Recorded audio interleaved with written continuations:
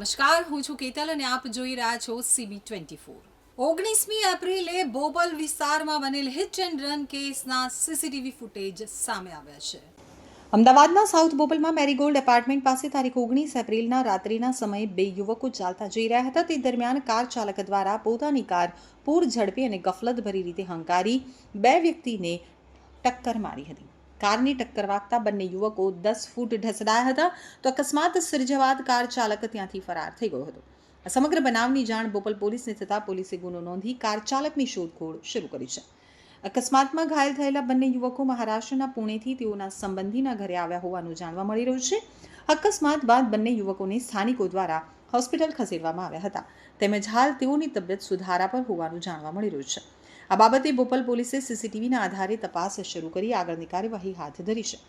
આ બાબતે પોલીસે જણાવ્યું કે યુવકોની ફરિયાદના આધારે પોલીસ દ્વારા ફરિયાદ નોંધવામાં આવી છે અને પોલીસ દ્વારા સીસીટીવી ફૂટેજના આધારે કાર ચાલકની શોધખોળ હાથ ધરાઈ છે।